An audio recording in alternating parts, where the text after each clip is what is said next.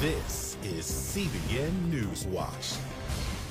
Thanks for joining us for CBN NewsWatch. I'm Mark Martin. Breaking news today as major news outlets report indictments against two hackers with ties to China accused of trying to steal research on COVID-19. The Washington Post reports the Justice Department believes they are targeting researchers working on a coronavirus vaccine. It also reported the FBI said the Chinese government was acting like an organized crime syndicate.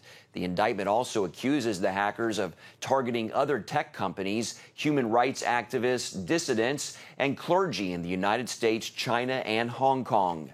Meanwhile, more than 140,000 Americans have died from COVID-19 in the U.S., with cases surging in at least 40 states. And another indicator some might believe of things heading in the wrong direction, President Trump bringing back daily White House coronavirus briefings. The COVID tracking project also finding deaths increasing in 28 states. In Georgia, DeKalb County passing its own mask mandate, ignoring the governor's executive order banning such mandates in cities and counties. This as the debate over when and how to reopen schools heats up. The Florida Teachers Union now suing the governor over his plans to open up all schools. Maybe they teach or work virtually. Maybe they take a sabbatical. But those folks who are higher risk, you absolutely need to have accommodations for, without question. Meanwhile, the National Institutes of Health says we could have as many as 3 vaccines by the end of the year. Researchers at Oxford University say a vaccine in phase 3 trials appears to be safe and effective. And the government, the U.S. government, has already ordered 300 million doses. And as coronavirus cases trend upward, many states are reinforcing restrictions. The state of California is making it very hard for Christians to worship. First, they banned singing in churches to halt the spread of the coronavirus. And then came the recent order to ban indoor gatherings, including home Bible studies and fellowship. Liberty Counsel has filed a lawsuit on behalf of Harvest Rock Church and Harvest International Ministry against the governor's orders, calling them unconstitutional. And joining us now with more is Liberty Counsel's founder and chairman, Matt Staver. Matt, tell us more about the governor's order and the details surrounding your specific lawsuit. Well, as you said, he began just a couple weeks ago with banning singing and chanting in all houses of worship, and that includes in-home Bible studies and fellowship. And then about a week ago, he expanded that to all the counties on the so-called county monitoring list. And right now there's 30-plus counties on that list, and that number could grow. In those counties, there's no in-person service at all, no in-person worship, either in the church building or in your home. So no home Bible study, no home fellowship. You know, 80% of California now has no ability under this order to worship. The governor absolutely has no power to do this. It is beyond his constitutional ability. In fact, the First Amendment draws a line in the sand. But the same governor apparently has 2 versions of the First Amendment, one for protesters, which he encourages right on up through and including the ban on in-person worship, including in your home.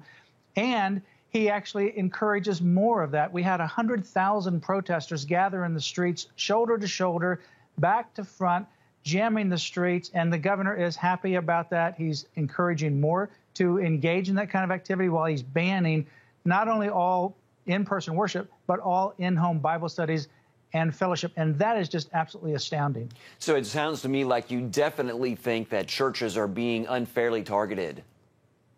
Oh, no question about it. I mean, we have in our 90-page complaint on behalf of the church and the Harvest International Ministry, which has 162 churches throughout California, listed many of the comments and the citations for the governor. And he, again, encourages mass protest. Even now, when he's banning these in-person worship services and even in-home Bible studies, he's encouraging people to engage in protest even now.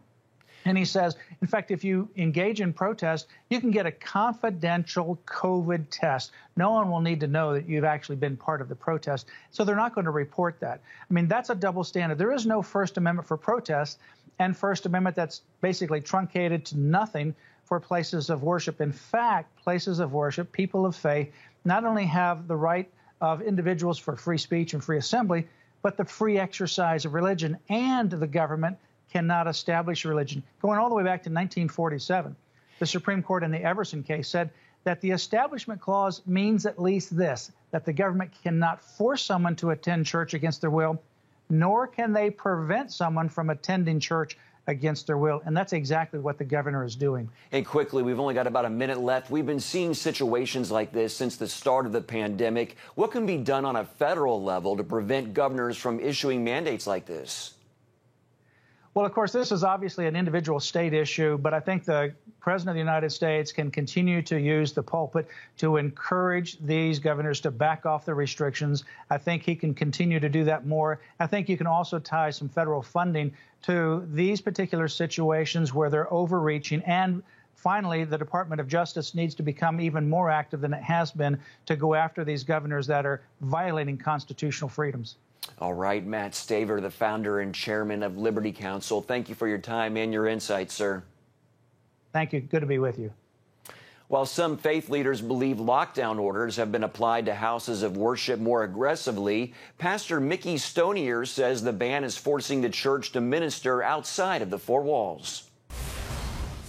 During times of persecution, the church grows. Our church is growing. The influence and impact of the church is growing. We're serving the fire departments, police departments. We've been blessed to provide over 9,600 meals to medical personnel, nurses, doctors, as they're being busy. And yet you talk about prayer revival.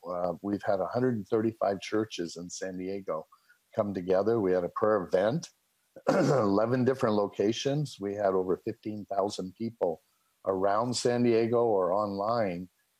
We call it We Pray San Diego, praying for an hour for the Lord, his work, his revival to be taking place. And there's breaking out of worship services out in the beach communities, outdoors. You can't hold back the worship. People are worshiping and revival breaking out. That's great to hear and see. Stonier says since the start of the lockdown, their church has quadrupled in size. And you can hear the rest of his interview and more tonight on the Prayer Link on the CBN News Channel, and it's at 6:30 Eastern.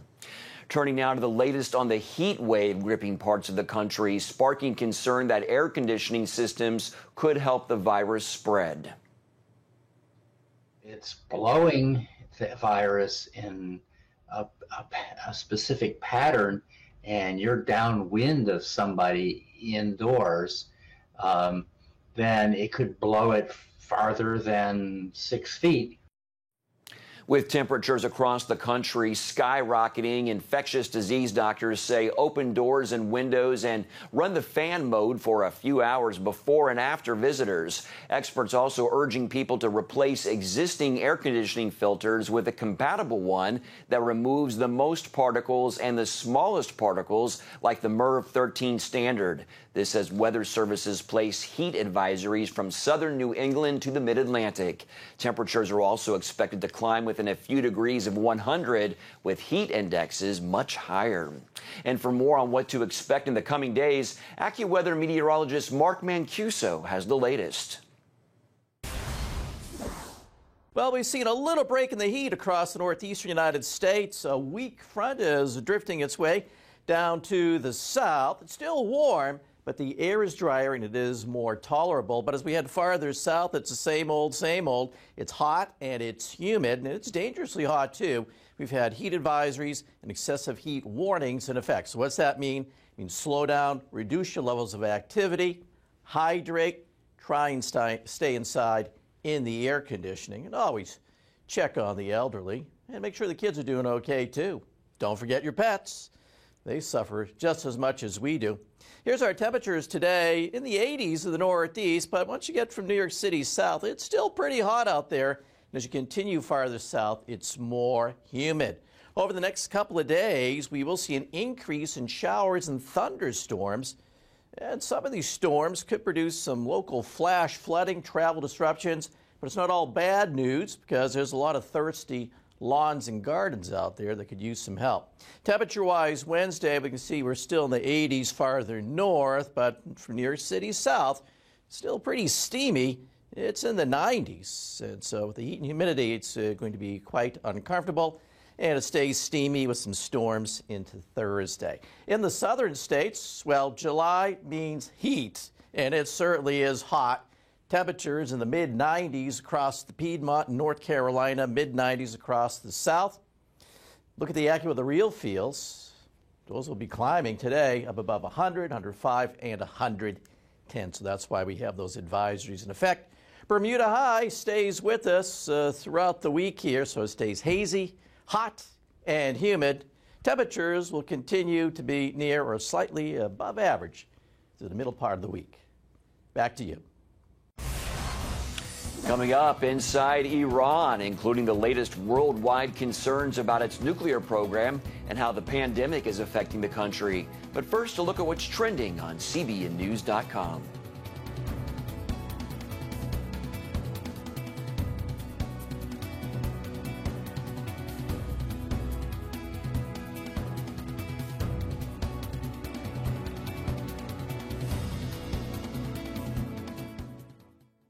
Hey, if you're tired and exhausted all day, you can't think clearly, and you really just need a cup or even a pot of coffee to get through your day, then join me, Dr. Josh Axe, for this new series where I'm going to teach you how to transform your diet and use essential oils and supplements to get a better night's sleep. Wake up to your best life. Call 1-800-700-7000 to get your free DVD or booklet of Protect Your Sleep today.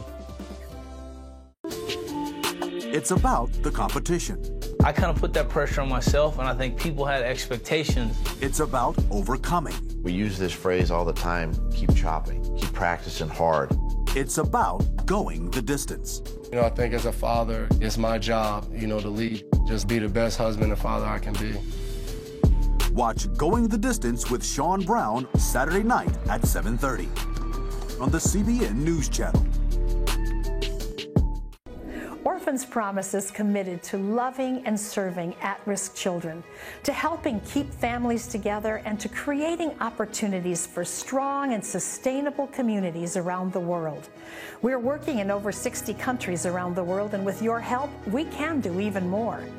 There's an old African proverb I love that says, if you want to run fast, run alone. But if you want to run far, run together. At Orphans Promise, we want to run far so we can touch the lives of as many orphaned and vulnerable children as possible. But we don't want to go alone. We're out to change the world, one child, one family, one community at a time. Will you join us?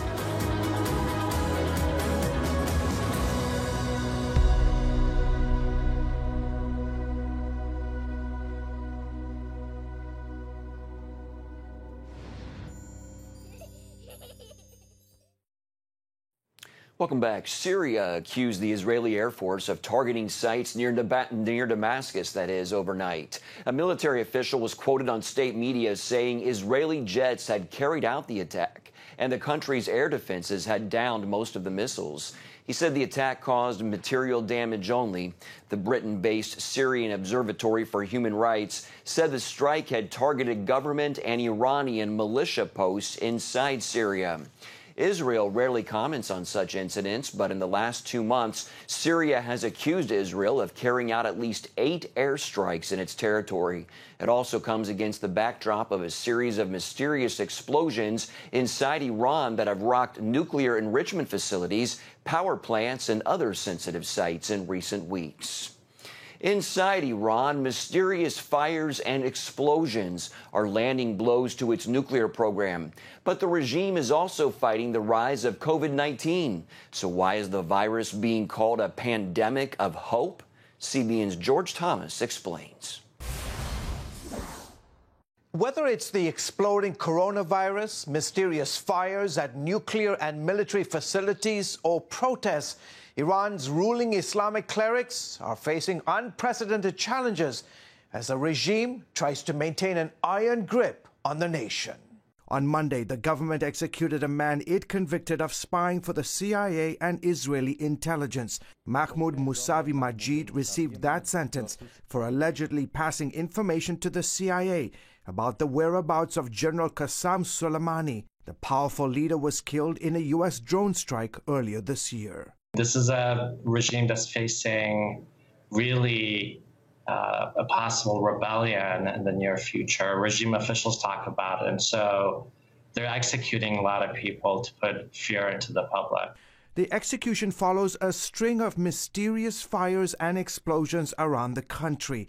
On Sunday, fires broke out at a military installation near Tehran, a shipyard in Bushehr, and a key power plant connected to Iran's Natanz nuclear facility in Isfahan. Similar incidents have happened across Iran since June. This cannot be a coincidence. This cannot be just a series of accidents without malicious intent from someone. Some pointing to Israel's ongoing overt and at times covert war against the Islamic Republic. Israel specifically is trying to stop the transfer of very advanced, precise munitions to the regime's proxies like Hezbollah, and also wants to slow down the Iranian nuclear program. This as President Trump reportedly gives the CIA green light to launch more offensive cyber attacks to cripple or destroy some of Iran's critical infrastructures. All this against the backdrop of ongoing government protests and a remarkable revival that's witnessing thousands of Muslims turning to Christianity in the midst of COVID-19. That's why we call this a pandemic of hope. Mike Ansari runs Mohabbat TV, one of the most popular Christian satellite channels in Iran. The ministry reports it is recording 10 times more online salvations than this time last year. We're registering around 3,000 professional decisions, personal decisions by Iranian Muslims to leave Islam for Christianity during this revival. Ansari says that's 3,000 people each month who've decided to follow Jesus Christ since the pandemic began in March. People in Iran are just not happy the way their economy is going, the way the government is robbing them of their natural resources and exporting Shiite Islam to the neighboring countries. So they just don't trust their government. The large number of people leaving Islam is causing a backlash against the church. Dozens of Christians have also been arrested and imprisoned for responding to the gospel message since March. During these critical times for the regime, there's a tendency historically for the regime to really crack down on religious communities like Christian Commerce, and we see that today. Iran is one of the world's most dangerous places for Christians, yet Christianity is growing faster in Iran than in any other country in the world. George Thomas, CBN News. Coming up, an exclusive interview with Lieutenant Colonel Oliver North for his perspective on everything from the tensions we're facing here in America and around the world.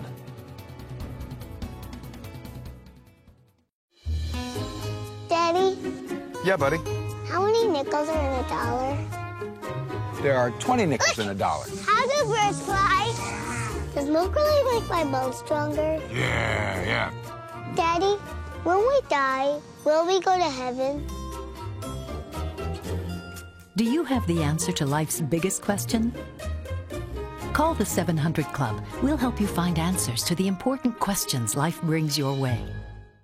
Watch breaking news, in-depth exclusive stories and programs from health to entertainment you won't find anywhere else. The CBN News Channel, a perspective you can trust. Enjoy credible news reporting from around the world. Discover inspiring programs and stories of hope, all in one place from a Christian perspective. The CBN News Channel, a perspective you can trust. To watch the CBN News Channel, download the app or visit cbnnewschannel.com. Hello, I'm Dr. David Perlmutter, board-certified neurologist and #1 New York Times bestselling author. Wouldn't it be great to boost your energy, eliminate brain fog, and even reverse brain disease? Well, you can, and I'm going to show you how, along with some of the world's most well-respected brain experts in this DVD, Protect Your Brain. Get Protect Your Brain, a free DVD only from the Christian Broadcasting Network. featuring experts on the cutting edge of neuroscience and brain health. No matter how many times you've failed in the past, you really can do this. In Protect Your Brain, you'll discover simple strategies to keep your brain young and healthy. Improve your memory. Discover the gut-brain connection. In Protect Your Brain. Get your free copy at cbn.com or call 1-800-700-7000. If you want to improve the quality of your life, get the DVD Protect Your Brain and get it today. Thanks for staying with Newswatch. We've reported on some big events around the world lately, from what's happening in the South China Sea to the explosions in Iran we heard about in George Thomas's story earlier in this newscast, to all the unrest here in America. I spoke with Lieutenant Colonel Oliver North recently about his take on these headline makers. Talk first of all, sir. First of all, I want to say welcome. We appreciate your time and discussing all of these important topics. Thank you, Mark. Talk first of all about what's going on in the South China Sea and China's aggression regarding that. What do you see happening there? How do you see this being resolved if a resolution is possible? Well, let's make something very clear. This didn't just start yesterday. It didn't start when President Trump took office. It began years ago. And what the Communist Chinese, and we need to call it that, the Communist Chinese government has been trying to do is to expand their sphere of influence and control. And so they have built out of basically a reef that they've piled sand up on and built runways. They've armed these places. And they've extended their own, quote, territorial seas well beyond what anybody in the international community would recognize. The only country that can stand up to them is the United States of America. We're the only ones with a Navy able to do so. And one of the big changes of focus that we're going to see over the course of the next administration, which I certainly hope is going to be President Trump, is to take that message to them. You cannot get away with this. And we've got the Australians, we've got the Japanese, we've got the South Koreans, and we may have, in the not too distant future, Vietnam as our allies in trying to push back against the Communist Chinese. And that needs to happen. It's not just fishing rights. It's national sovereignty over international waterways. And we've got treaties that govern this. The Chinese are ignoring them. And so the United States is moving rapidly with both the Marine Corps and the Navy to refocus, not in the Middle East, still able to go there certainly, but to get U.S. military presence out there to reassure our allies they don't have to stand up to Communist China by themselves. Let's move now to the Middle East. Talk about the explosions in Iran that we're hearing about. What are your thoughts on that? Yeah, well, we're all hearing a lot of different things. And without getting into stuff that's possibly classified, and more than likely is, it's a darn shame that the Iranian scientists who used to think they were so hot can't keep their nuclear programs and their international missile capabilities, can't keep them from blowing up. Now, if I were they, I'd call the gas company that's, perhaps the natural gas is building up underneath them. But the bottom line of it is it appears to be interfering with various computer systems that moderate everything from air conditioning to how fast a centrifuge will spin or how much drying time you have to provide for propellant for an intercontinental ballistic missile. The Iranians are threatening the world by the opportunity that they see to develop nuclear weapons and the means of delivering them. And that has to be stopped. And some of that may well be delayed, at least, by the 7 or 8 events of those kinds that occurred over the course of the last 2 months. Let's move here at home now. Unrest and restoring order in America. What do you perceive as the solution there? Well, one of the solutions to that is certainly not defunding and disbanding police departments. I mean, you can't have justice without law enforcement. You can't have law enforcement without those who are trained to do so. Look, there's no doubt that what occurred in the singular event on May 25th is wrong. It was murder. The bottom line of it, however, is the destruction of private property, the threats to others, the injury and death of police officers, and the absolute mayhem that has gone on in America's major cities over the course of the last 3 months has to be stopped. And this president needs to be, I believe, go down as the law and order president. But we're not going to do that with U.S. military forces on the streets of America. You're going to do it by having the Department of Justice fund some new programs that incentivize states, localities, and individual units out there to do the right kind of work in the right kind of places. It means the right kind of training that's got to be taking place. There's got to be a civil order to what we do to deal with this. Burning and looting and raping and murder are not the answer. Still ahead, Major League Baseball is back, but games may be looking a little bit differently. Or what special way the Washington Nationals are kicking off the season this year.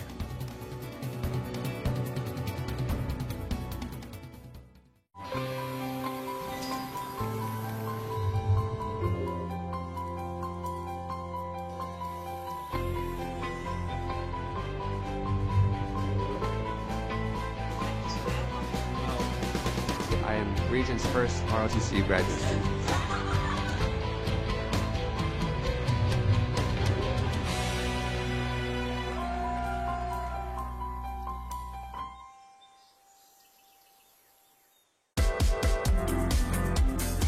Meet the pastors who are preaching the gospel in a fresh, fearless way.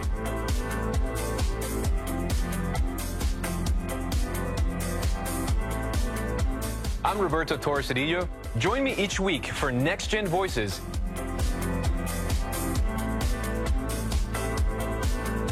And watch God transform a generation.